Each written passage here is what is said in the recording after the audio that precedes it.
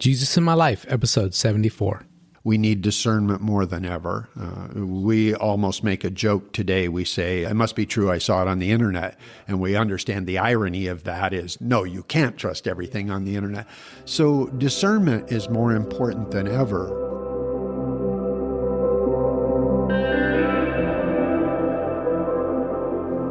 Welcome to Jesus in My Life, a podcast with Rob and Jack, where we interview everyday people like me and you about their extraordinary experiences with our Savior, Jesus Christ. Welcome to another episode of Jesus in My Life. My name is Rob and my co-host Jack. Hey, everybody. Good to be here today. Well, we're so glad to be with you today, and I'm excited to introduce to you all in studio my father, Tom. And Tom was in episode 6, and he shared his salvation story. Of course, that has a lot to do with me. And if you've not heard that, go back to episode 6 and hear his story. But today, I'm so glad that my dad is with us again. Dad, welcome. Thank you. Glad to be here. Morning, Jack. Good morning.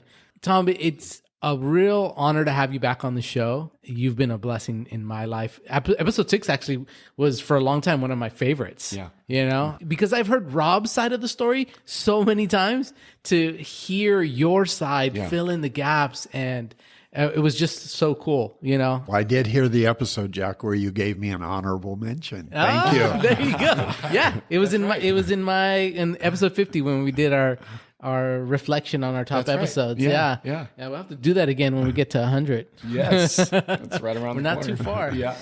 So, Tom, we wanted to bring you on the show in a very different approach to what we normally do. I hope you don't mind me sharing your age, but No, not at you're all. Not 73 today? Is that 76. 76. Well, I was off by 3 years. And you're so involved in whatever God is calling you to do. You're in leadership at your church. And recently you brought to our church a class that is really relevant to what's going on in the world today. You taught a class called Israel Now and Then, and it was a real blessing. And I think we were having this conversation before about you weren't sure that you should do this class. You didn't feel like you were qualified to do this class, yet you've listened to God, and we've been blessed by it. Could you speak to that a little bit? I'd be glad to. Thank you, Jack. I think for relevance sake, I'd like to go back to 2 years ago in October when my wife passed away. We had only a couple months before celebrated our 50th anniversary. And with her passing, it was very much on my heart that in some ways I wanted to be with her. Yeah. I know that she's in the presence of Jesus, and she suffered some physical things prior to her death, and knowing that she wasn't dealing with those things anymore, it brought joy. And yet God, in His infinite wisdom, had left me here. And so I went through a period of time following her death of what is God intending for the rest of my life? I was 74 then. So the overriding thing is I thought, do I move back to California from Arizona? Do I get closer to my family? What is it that you have? And God in His faithfulness over some perhaps weeks gave me the word purpose. And one of those, not audible, but resonated again and again. Tom, I just want you to have purpose. And so I've sought to obey what I believe God is saying to me is that I have no interest. When I was in the Navy as a young man and it got close to my fulfilling my obligation, 4-year obligation, I actually had a calendar where I was checking off the days. And I don't want that to be my life now in my mid-70s, where I'm just checking off the days. I want to be used and in ways that glorify God and just give my life fulfillment. And God has been so faithful in that. To that end, I've tried to conduct myself in a way that when I'm given opportunity, my tendency is going to be to say yes. I want my first response to be yes. occasionally I have to go back and say I've overcommitted and rectify that. But I don't want my starting point to be no and then come back. So I'm in the habit of saying yes. But more often, the opportunities we get are flesh to flesh. Somebody says, Tom, would you do this? When I came to this, and it was October 7th of 2023, when Hamas invaded Israel, and I don't know how I first came to know that, but soon, like most, I'm looking to the news to get more details. It didn't take long for God to say to me in my spirit, I want you to write down what you know. And as I thought about that a little bit, but God, there's people that know so much more than I do. Mm-hmm. Why me? And so I, kind of pushed back, and all right, that was just a fleeting thought, but it became a fleeting, not fleeting, nagging thought. And so when I say I'm obedient or attempt to be, I want to clarify that doesn't mean that I don't resist. Mm-hmm. It means that as I process, I'm able to say yes, even to God. Mm-hmm. And this assignment was not a church assignment. It was not with any particular end in sight. What I'm going to say again in my spirit was, I want you to write down what you know. I think God knows each of us, and of course he does, and Scripture tells us that, and he knows our personalities. And I would say about myself, if I were doing self-evaluation, I'm a detail guy. Mm-hmm. And I think God knows, or I'll say it again, God does know. And so he providentially, I believe, knew that when I started to write down what I know, I'd realize how much I didn't know, and I would dig in. I think that's God knowing me. Yeah. And so I knew some things, and I realized I not only wanted to fulfill what God was asking, now God had aroused a curiosity in me. And if I could, I hope that today I could share my heart for my generation, this 70 senior, seasoned, whatever we're calling ourselves these days, because I was very, very discouraged during COVID at what was happening to my generation. Yeah. We were being put on the shelf. And if I could share just briefly, Connor, my grandson, was attending college.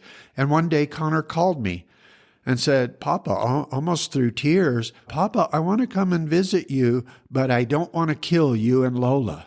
Wow. And I said, Connor, what are you talking about? And he said, well, because I know that if I come and I got sick and that you guys could get sick. I told Connor, I want you to come to my house and I want to hug you, to reassure you. And he was being genuine and honest and had been told, be careful around your grandparents. Mm-hmm. You could harm your grandparents. Mm-hmm. And so this whole thing, when Connor did come a month or so later, I didn't even wait for him to come through the door. I went out into the porch outside my house and hugged him, and I gave him a bear hug. That's how much it affected my heart. That's all I'm sharing. And during that COVID period, I became increasingly sensitive to how we were being put on the shelf, my generation. Don't go outside. It's fearful. You could be harmed. And I think the most heartbreaking was to see scenes of hospitals, rest homes, where loved ones were outside putting their hands on the window as their loved ones were dying. Yes. That penetrated my heart so much. Yeah. And accordingly, I have been on a mission, I would say, for the last 3 years to arouse my age group from their slumber. Don't allow yourselves to cower in the corner. You have value. And I'm not preaching for myself here. I'm preaching for my generation when I say that. And I'll just end that, if I could, by saying that in our history of our nation and how we've evolved, there's many, many good things. There's some things we might want to rethink. One of them was putting out our seniors into rest homes. And they'll have a better life, and they'll be with people of their own age. And we took that wisdom out of the home. We see the precedent previously. If we go back about 100 years, a typical home had the children, the parents, and the grandparents. Yes. Yeah. And it was a cycle that went through. The parents became the grandparents, and there were new generations. And God speaks. God's not silent about gray hair and about the wisdom of seniors. And I present no special gifting myself other than I've made it 76 years, if you will. But I know my experience has benefit. So that's my heart. And so as God says, I want you to do it, I'm pushed back, and then I agree. And then once I agree, then I'm all in. And if you knew me and if you saw me at home, my dining room table is just filled with resources. And the more I dig, the more I want to dig. And again, I believe God knows my personality. And in that, at some point, and I don't recall exactly when, God gave me this. And when I say God gave me, I don't want to be misunderstood here. I spend a lot of time with God. And my relationship with God, I would call a familial relationship. Yeah. Pray without ceasing. To me, I take that, no, God doesn't want us to stop doing anything and pray. He's saying, just have a continual conversation with me. Yeah. Invite me in. Yeah. And I hope that's, theologically sound. I do love God. It took me a long time to call God Abba, Daddy, and I shared that in episode 6, my relationship with my father. But God's given me complete victory now. He is my daddy, my adopted daddy, and I call him Abba. And through that, I think like this process was, and if I can be informal, Dad, what is it you're trying to get through to me? Why is it you want me to do it? And so at some point, not audibly, but in my spirit, and I'd like to think that I hear from God, hear from him regularly, try and obey, that he said they don't go back far enough. Now, that was the revelation to me, if you will. The aha moment was they don't go back far enough. And so just processing my thinking. Again, I'm there alone and, maybe speaking out loud, don't even realize it, but I'm having a conversation of sorts. And then I'm going to go all the way back to the beginning. And just that sense of, yes, you got it. And I will say, and I've used a number of resources, I am a firm believer in accreditation. I like to give credit for people who have done things. I don't want people to think that I've done something that I actually got from somebody else. We're all plagiarists at some level. Yeah, exactly. Solomon says there's nothing new under the sun. But in all of the research that I've done now, about 6 weeks worth, more or less, I don't find anybody that goes back far enough. They start at appropriate dates, let's say 1948. Mm-hmm. Most people know, or a lot of people that are interested in this know, that's when Israel was regathered. It's a very important date. But once again, what was on my heart was that's not far enough back. In my presentation, in my research, I went back to where I believe the beginning is, that it's a cosmic battle more than it's a physical battle. Now, it's both. And if I could, Exodus 17 gives a really good example of this to me. It's familiar probably to most of your listeners, but if it's not, Joshua is leading a battle of the Israelites with the Amalekites in the valley of Rephaim. And while he's doing this physical battle, God has instructed Moses, and Joshua is the protege of Moses. God has instructed Moses to go up on a hill close by where he can see the battle. And Moses takes with him his brother Aaron, perhaps his brother-in-law, but another man, Hur. And they go alongside, and what God says, as long as Moses has his staff in the air, lifted above his head, Joshua will be victorious down in the valley. And good friends, I like to be a Hur in other people's lives, like my pastor. Let me help you hold your arms up. And that's what his faithful friends, Aaron and Hur, do. They hold up. And so the picture is this actual physical battle going on down in the valley. men are actually being speared and hit and dying and bleeding. But then up on the hill is the actual determination of who's going to win. The staff must be in the air. And as Moses' arms get weary, Joshua begins to lose. That is, to me, such a beautiful picture of God's providence. We live in the physical realm, but there's a spiritual realm at the very same time. The battle, there's other illustrations in the Bible. We won't get to them today. But that I see what we, and undoubtedly will kind of go in the direction of anti-Semitism. I think it's a very important topic that we should discuss. That battle begins right outside the Garden of Eden when God curses the serpent for what he did to Adam and Eve. And he announces that you will bruise his heel, but he will crush your head. Yes. And we don't have time, and I don't want to try and exposit that, but that battle line, that's when I believe the battle lines are drawn. Yes. The battle lines that we see when we see Hamas going into Israel today, same battle line, fought on the hill, if you will, the spiritual realm. At the very same time, there's physical going on. So that's kind of my heart and how I got this far, if you will. Yeah. Oh, wow. Well, that's awesome. There's so much I want to say right now, and I'm going to say a few things. But one, I just love the fact that you recognize there, for a Christian, for a person who is called by the name of Christ, retirement's heaven. Yeah. Retirement's heaven, right? When you're here, be about his business.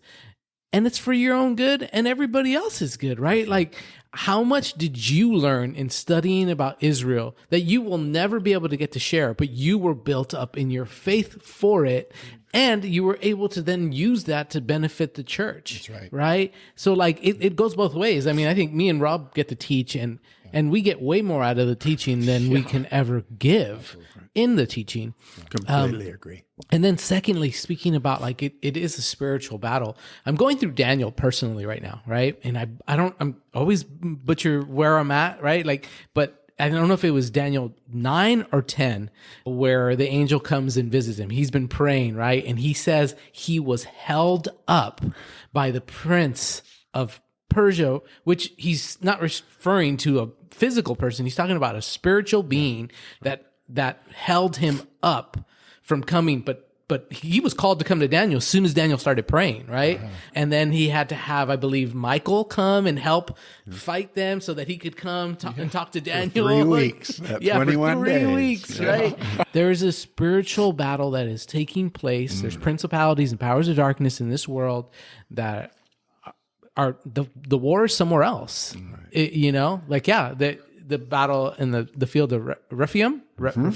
I'm probably butchering the name of that. No. Yeah, but the true battle was on the hill. Yes. Yeah. That's good.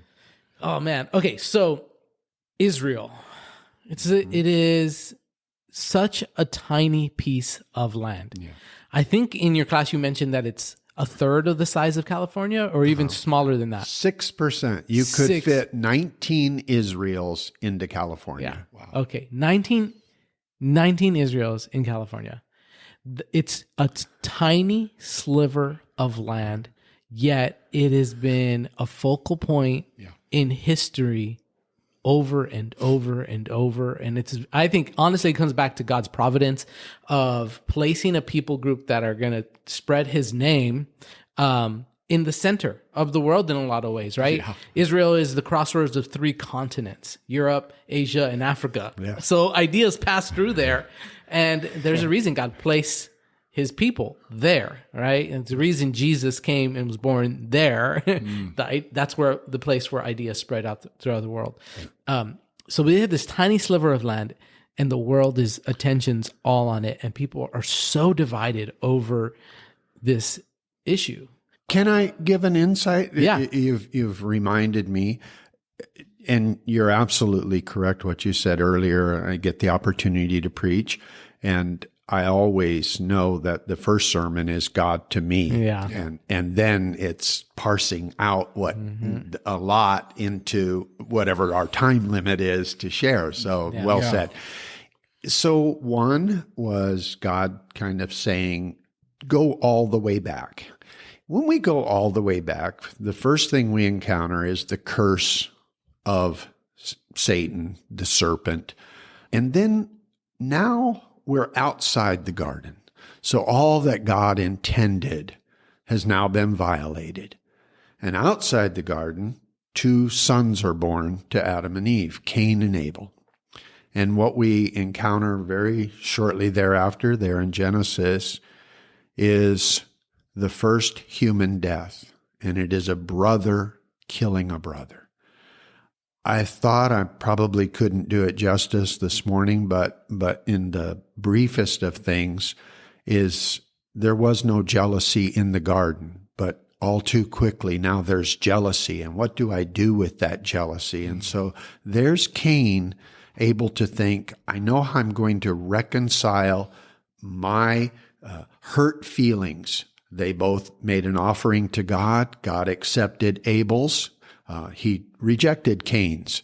And so jealousy is born. I want what my brother has. And he decides that he lures him, that's what we're told, into a field. He attacks and kills him. And this is a recurring theme. So when we talk about this sliver of land that in many ways we would argue doesn't have great raw minerals or other things to be some places in the world, we really want them, or people really want them because of their resources, their location.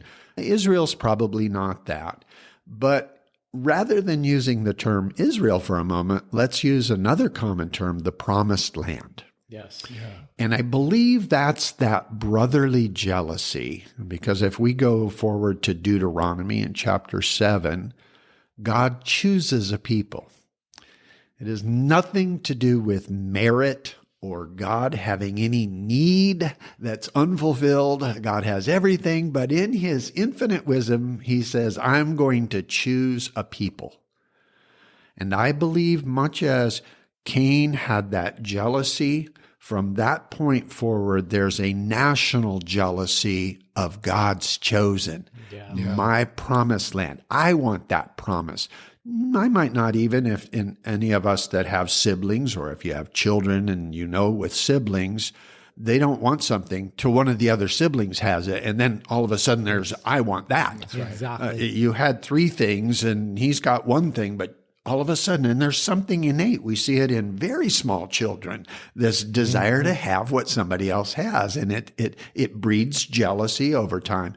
And I believe that at a spiritual level or an emotional level of some sort, that jealousy has gone on and continues because God has made a special promise to Israel.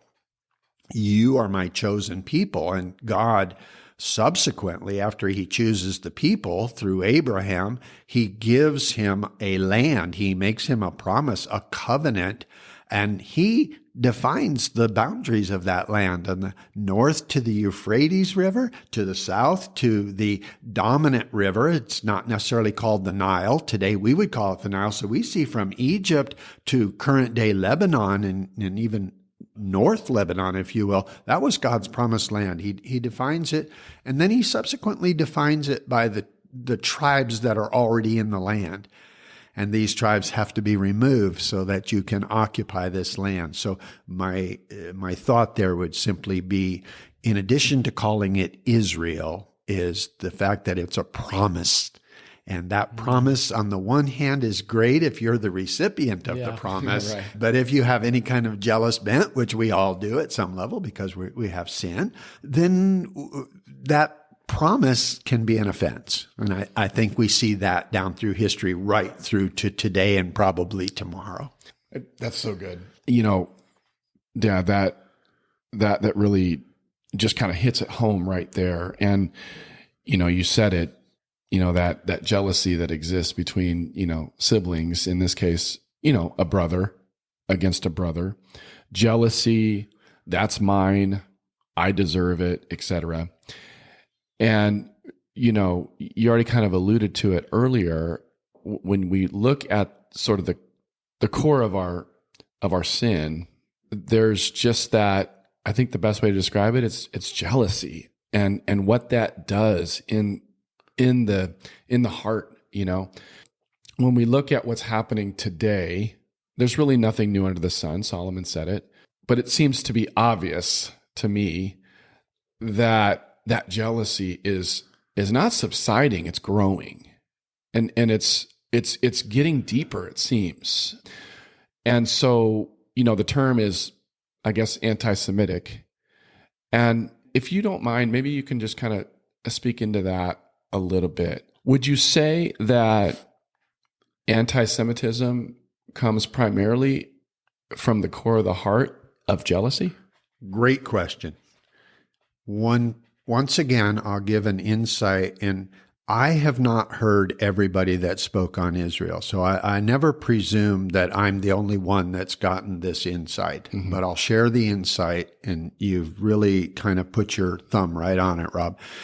What we'll see as we trace the biblical history leading more into contemporary times is the battle is between brothers.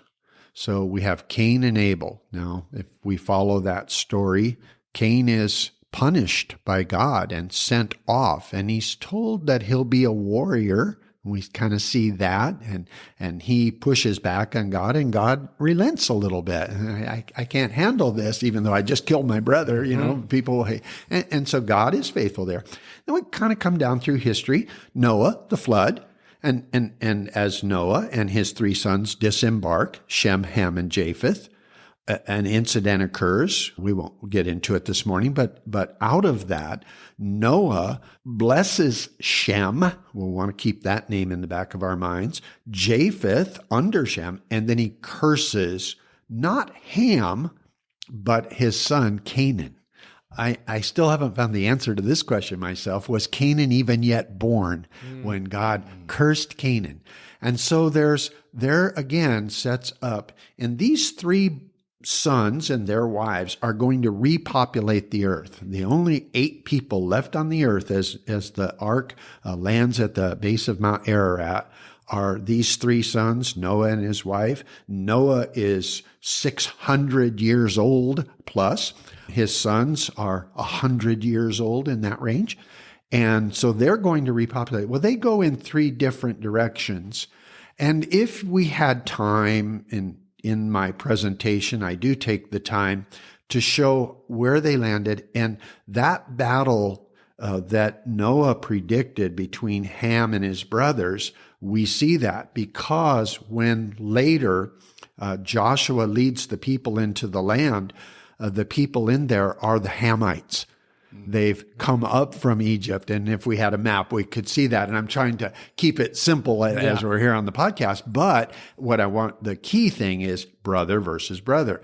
We go down through history. We see the brothers, Jacob and Esau.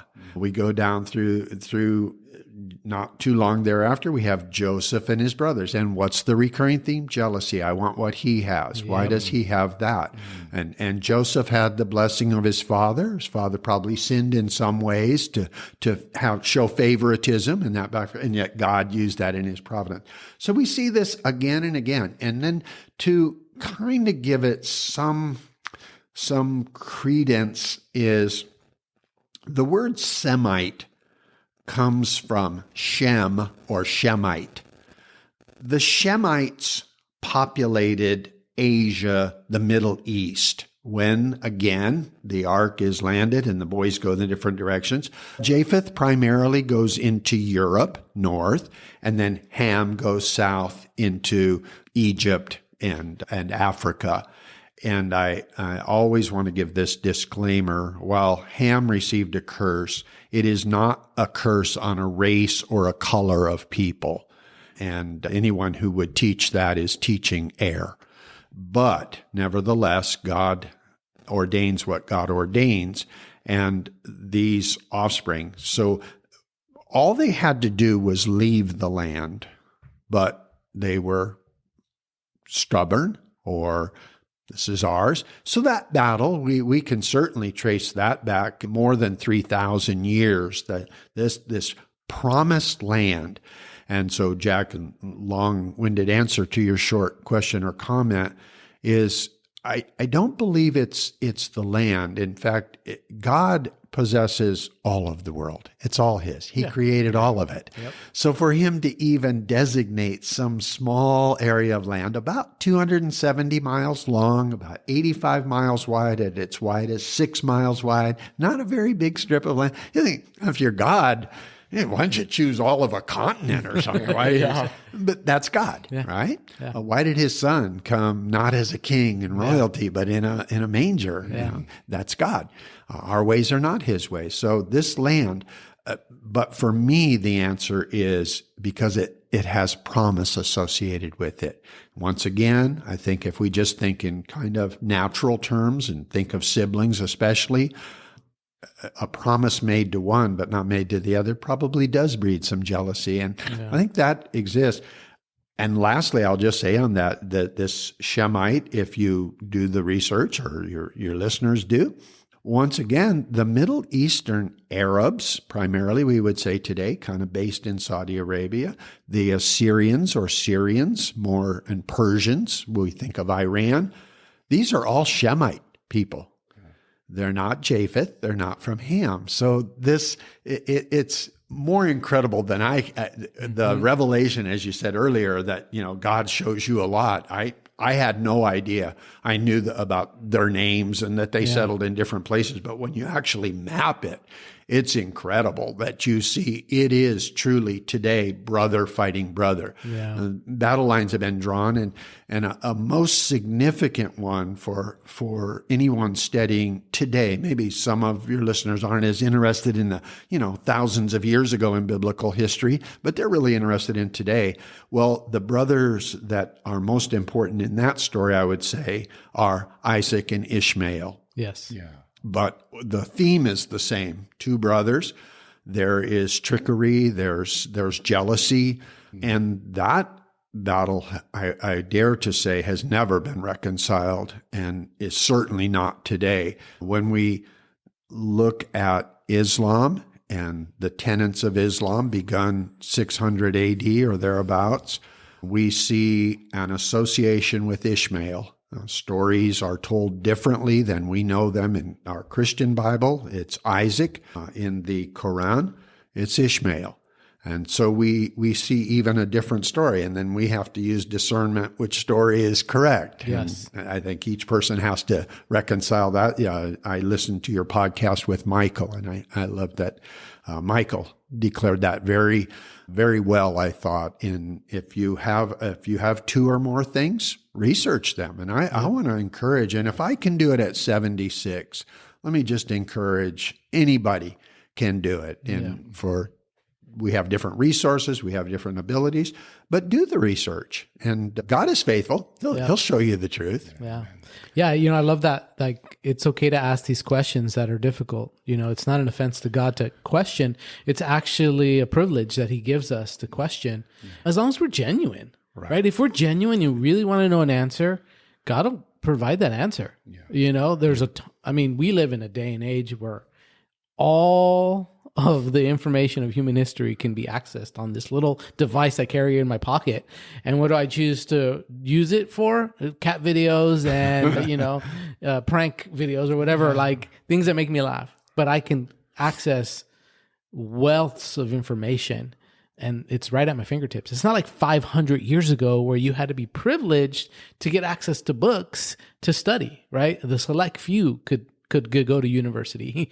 The university is at your fingertips today. Can I say, Jack, and I believe, once again, I don't want to give Michael's podcast, but it's well worth listening to all your listeners, please. You know the episode number, but Michael Maurice. But a word that either he used this word or something very similar is we still need discernment. And I believe with what you're describing, we need discernment more than ever. We almost make a joke today. We say, it must be true, I saw it on the internet. And we understand the irony of that is, you can't trust everything on the internet. So discernment is more important than ever. Good point. It's very, to the point of our discussion here about Israel, I would argue that all history is biased. In my life, at various periods of my life, I've been very interested in different things. As it turns out, they're almost all military related. And yes, I'm a veteran, but it's not about that. But if you take the Civil War, for example, I have a collection of 400 Civil War books. And I approach every single one of them with the knowledge that that author is biased one way or the other, some more obvious than others.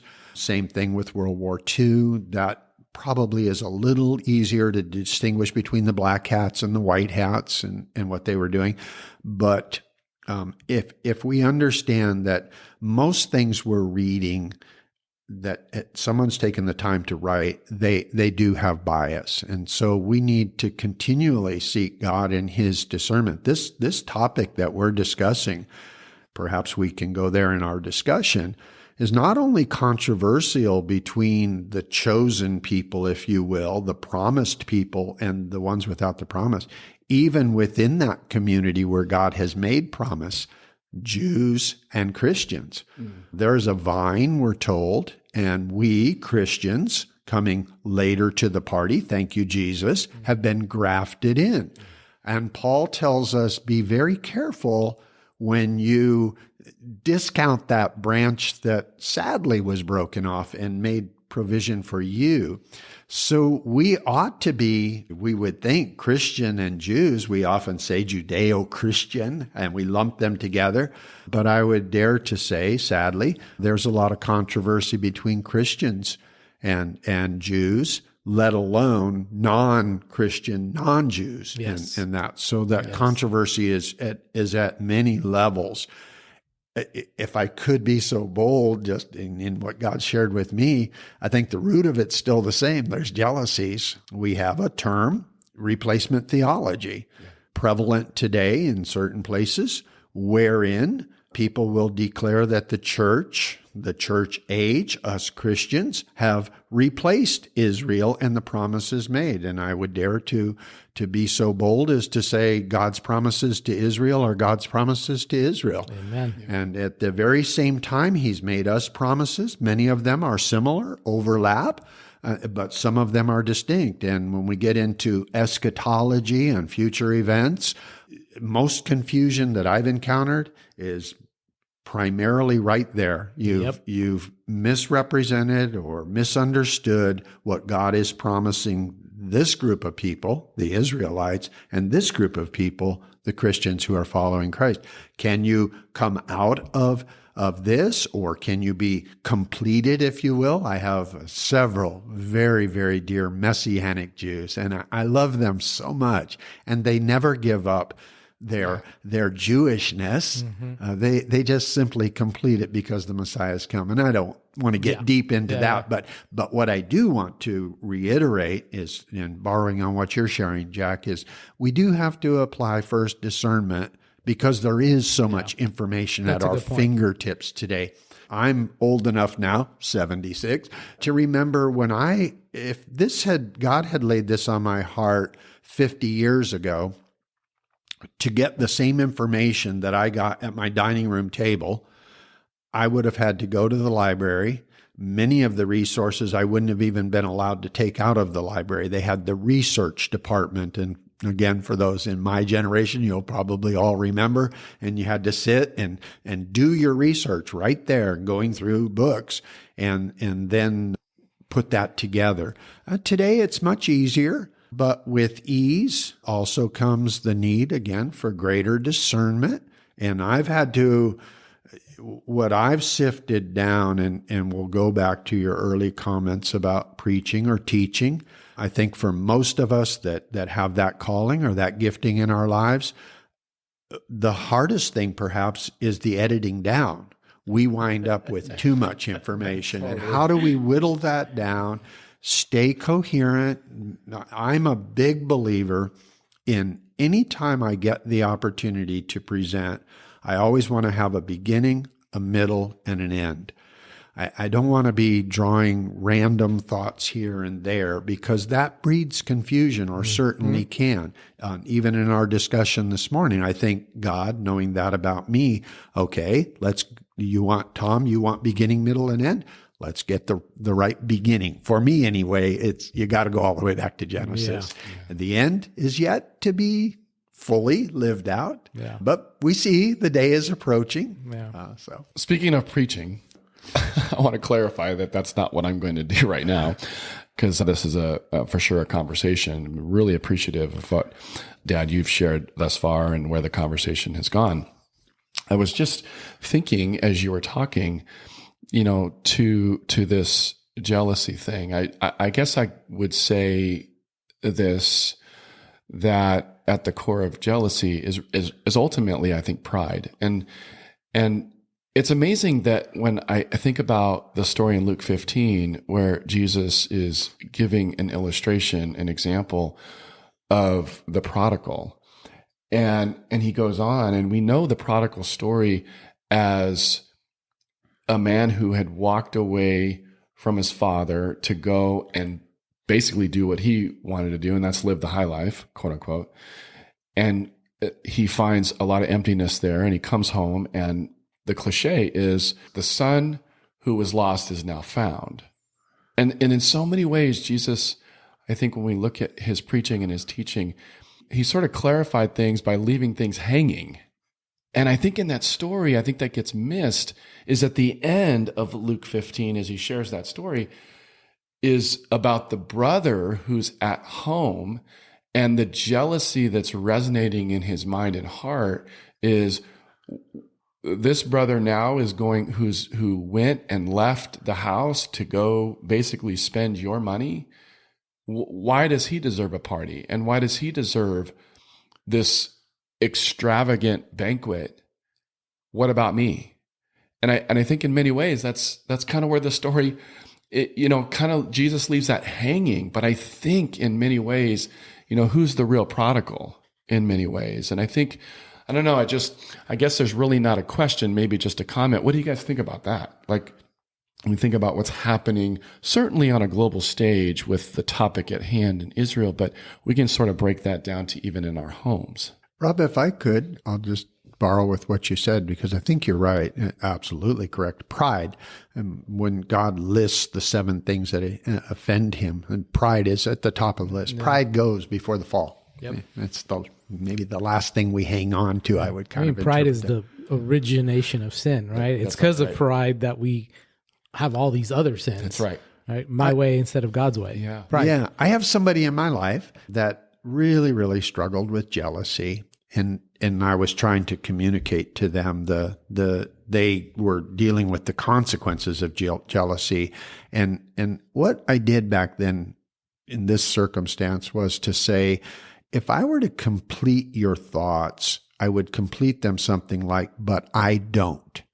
When we're gossiping about others, which is a form of jealousy, by the way, we're almost saying, but I don't. Joe does this, but I don't. Yeah. Well, that story you're giving of the prodigal son is a pride, because the older brother says, but I did this. I should have been lauded, because meanwhile, while he ran away and spent the money prematurely, et cetera, here I was doing this, and therefore I deserve. Yeah. Into our conversation this morning, we could argue that the people who come against God's promise are in a prideful way saying, I deserve that promise. Why were they given it? When we see anti-Semitism today in its ugliest, and it's resurfacing today, almost to the extent that we saw in the 1930s with the Nazis taking that to a whole new level. We don't have 6 million being killed indiscriminately today, but we see all of the roots of that are still there. They're not eradicated at all. And it is that idea that God should have chosen me. When the caricatures of Jews today, and one of the things that I learned through this study was, intended or otherwise, one of our heroes of the faith certainly is Martin Luther. For those of us that believe that we should not have to pay to have our sins eradicated, that is between us and God, And yet the papacy was offering a sin renunciation for a cost.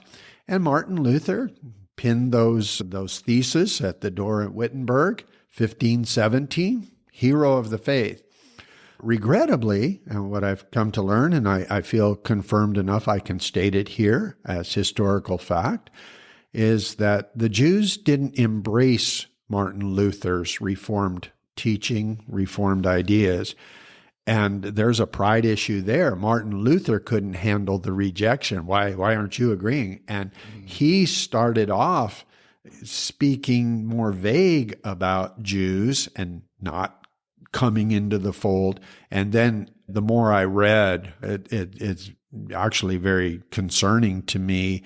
I have a harder time now holding up Martin Luther as a hero when I see the anti-Semitism. Let me touch on that for 1 second, because again, relevant to our audience today, we hear the term anti-Semite and it's bandied about a lot. I almost don't go a day without hearing it. But what does that mean? Well, the obvious, against Semite or Shemite, if we go that way. But is that really what they're saying? No. The history of it begins in 1879, and it is through a writing of, forget the name right now, Marr is the last name. I believe the first name is Wilmoth, but I may have that wrong. But anyway, he writes a pamphlet in 1879 and begins speaking against the Jews openly. And so he had an audience. When I say if a book gets sold, it means there's an audience out there, right? Mm-hmm. And so there was an audience for this. And he did quote heavily from Martin Luther. That's 1879. I don't recall in history that there's a strong anti-Jewish thing in the 1870s. Obviously there was some. And it has to do with the Jews settling in Europe. But fast forward to the late 1920s, and we see actually the mid-1920s when Adolf Hitler wrote Mein Kampf, and he borrowed heavily from that. And even Martin Luther is quoted throughout Mein Kampf, which is heartbreaking. Yes. I don't like to hear that associated, one associated with the other. And again, I'm not throwing Martin Luther out with the bathwater. It's just something we need to know, and in honesty. And so this anti-Semitism took on something that we need to be at least aware of, is the negative feelings, and I hope I can speak boldly, and we won't need to edit this out, but there are certain stereotypical things about Jews. They have all the money. Yeah. And if we have monetary problems, it's a result of the Jews and their banking system and et cetera, et cetera. Shylock, for any who are familiar with Shakespeare. And because of the end of World War I, those who are familiar with the Versailles Treaty, Germany was not allowed to have a military. And because they had tried to overtake the world and were defeated at that treaty, when the Versailles Treaty was signed at the end, it took a lot of things away from Germany. Much like today, we have nations that we entrust with nuclear armament, weapons, and we have nations we go, no, they can't be trusted. Yeah. Well, in the same way, Germany. But it also then became a breeding ground for nationalism because they had been suppressed. Somebody comes along and says, no, we're still great. And there's something in that German heritage that is pride, good and bad. And I love German engineering, by the way. It's probably the best engineering in the world, if I can be stereotypical. But as Hitler came along, it finding a victim, and we are the victim, and we would have won World War I had the Jews done a better job. Yeah. They were sitting at home, and making money while we were out there fighting. Yeah. And that is actually how Hitler presented it. And in historical terms, it was a confluence of events and circumstances that just bred that. And one hopes we'll never have that again, but I'm not as certain these days. Yeah. And so the anti-Semitism is something that is actually, when we hear that today, it is anti-Jewish. And we need to clarify that, and especially when I've given earlier, the Shemite, Semite. Exactly. It is really, when we hear anti-Semitism, it is against one particular offspring of Shem, Yep. Israel, Yep. and the Jews. Is the storyline the same throughout? Absolutely. I've seen, and I would encourage others to, you can take that device in your pocket and look this up and see on the street interviews of people, why do you hate the Jews, that can't give an answer. Yep. It's just been repeated, and we wind up parroting what others have said. At the very least, I would hope, members of your audience, maybe that haven't thought a lot about it, is to at least take the time to just answer that one question. Why do we hate the Jews? Why have they been singled out? Yep. And I believe we find the answer in the Bible, to be sure. But I think there's going back to the spiritual battle thing, and somebody who I've studied the history of Israel a little bit, the Jewish people, and it's a really unique history, right? Among people group in the world, right? Like they have, in my opinion, they're the most persecuted people group throughout human history, right? I mean, you think of the Egyptian slavery that they faced, right? They were put into slavery in Egypt. When they came into the Promised Land, they were constantly being attacked, right? You have when they were exiled, you have Haman, who tried to do a genocide, right? He wanted to literally wipe out every Jew. Haman is a prototype of Hitler, right? You have extra biblical history, like the Maccabean period, where Tychius Epiphany, I think that's how his name is. He wanted to wipe out the Jews, right? He came and desecrated the temple. The Jews were the diaspora in AD 70 with the Roman Emperor Titus, right? And then throughout European history, like during the Inquisition, their territory, their property, they were exiled out of Spain. And then you have the Holocaust, right? Like, it's a miracle that these people have survived throughout history, and it's a picture of God's promise.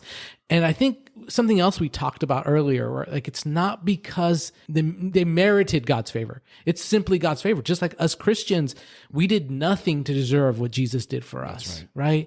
And so the Israelite people, it's not because they're better than anybody else. There's a promise put on them. And there's an enemy of God who wants to wipe out the promise of God.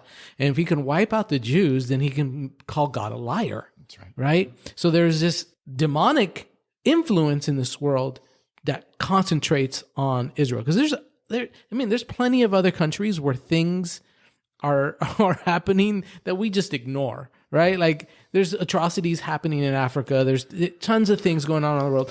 Why do we focus there? There's a reason. It's also a spiritual issue, and it's tied to the Bible and eschatology.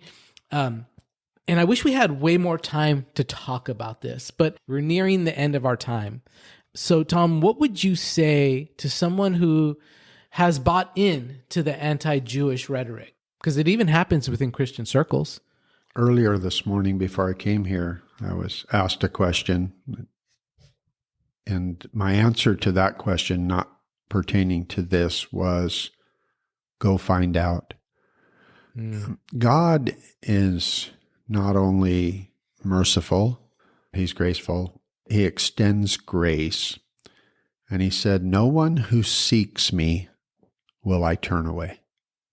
If you are honest in your heart and you seek him, he will reveal himself. So we have that promise to all of us. And so as you hear not only this, but anything that's offensive, I would say, but to our topic, is to go find out. And that seems such a vague answer to your question, but it is the answer nevertheless. In other words, there's truth, and sometimes we have to go find that truth. There's no question today but that our college campuses are teaching anti-Semitism to our students. We could spend another hour easily just discussing Palestine, Palestinians, and Israelites and the misinformation that's out there. It breaks my heart. It's being taught at college campuses of all places. You would think higher learning, we would get the truth. But that said, and so we're maybe going to have to look.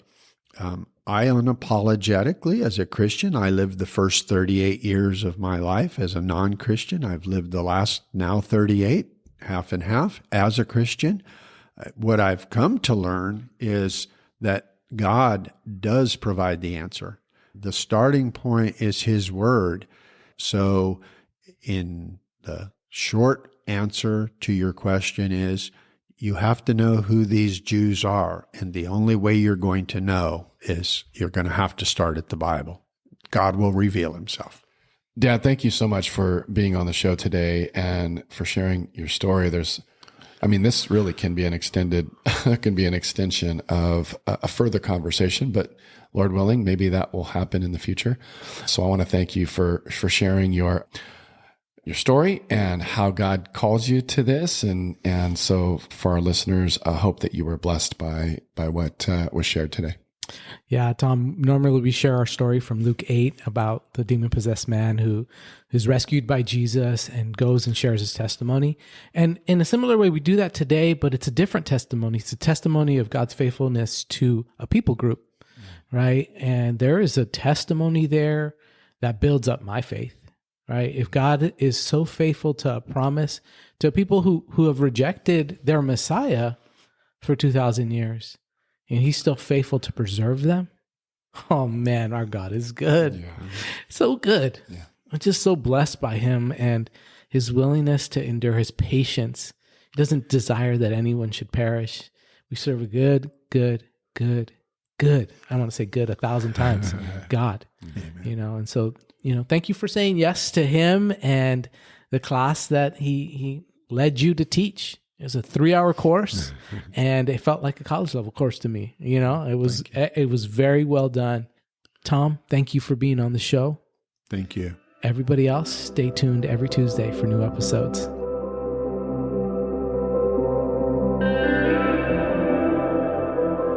And now, a reflection on today's interview. I have 2 takeaways from today's episode. The first is relating to Tom. Tom did not feel qualified to teach a class on the history of Israel, but he listened to God and he put it together. And quite a few people have attended it at this point. And as I reflect on that, it reminds me that so many times in my life, I don't feel qualified to do the things that God calls me to do. But He qualifies us when He calls us to do something. And we all have a sphere of influence that we are going to be the most impactful to. Yes, there are people more qualified than Tom, historians that could do a class like this and do it very well. But they do not have the audience that Tom has. And the same thing applies in your life. There are people that God has placed in your life that you have an in with, that will hear your voice, that are willing to learn from you, not from somebody else, from you. And we need to be faithful to follow God when He calls us into something, whether that's sharing our testimony with somebody, whether that's teaching somebody, whether that is an act of kindness. Don't underestimate the influence you can have, even if it is on one single life. The impact is eternity. And secondly, as I reflect on God's faithfulness to the Jewish people, His promises to them, we can trust in His promises for us, the ones that His Son died for. I don't know what you're struggling with today, but I want to tell you and I want to encourage you. Our God is faithful to complete the work that He started in you. Don't trust in yourself, trust in His faithfulness. And Israel, alive and well today, is an example to us that God fulfills His promises. God bless you. Have a great week.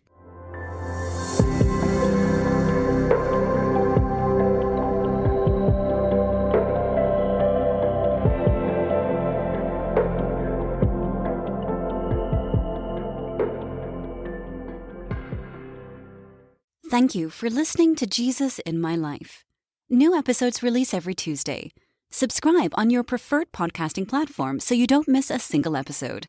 If you have enjoyed this podcast, please consider sharing this podcast with a friend or family member. If you would like to help our visibility online, consider rating us and posting a review on Apple Podcast.